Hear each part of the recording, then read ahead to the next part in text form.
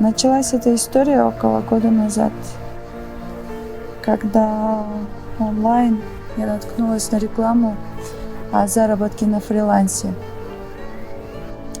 Я прошла по ссылке, заполнила анкету, и уже на следующий день они ответили мне, сказали, что я подхожу их компании, попросили все мои данные моих родных, даже фото дома, где я проживаю. Так я начала на них работать. Первую партию наркотиков я получила через такси.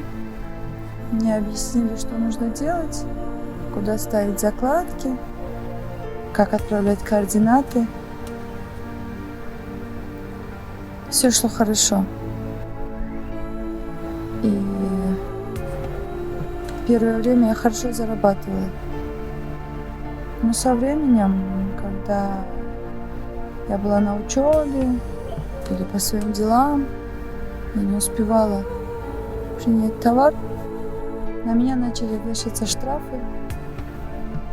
Также штрафы появлялись, если клиенты не находили свои закладки.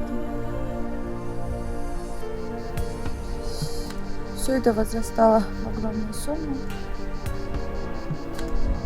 Когда я сказала им, что хочу уйти и не работать с ними, они начали мне угрожать, говорили, что сожгут мой дом, причинят боль моим близким, угрожали.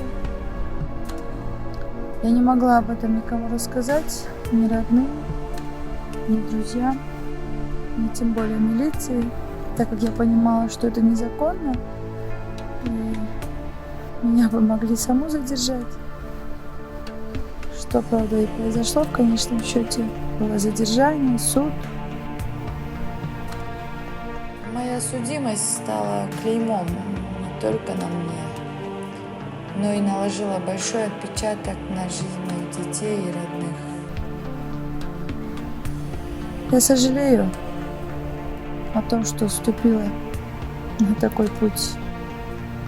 Ведь войти туда очень легко, а выйти практически невозможно. Это все не стоит моих переживаний, слез, денег. Я сожалею о том, что совершила такую ошибку. И хотела бы предупредить, предостеречь всех не совершать таких же ошибок, как и я.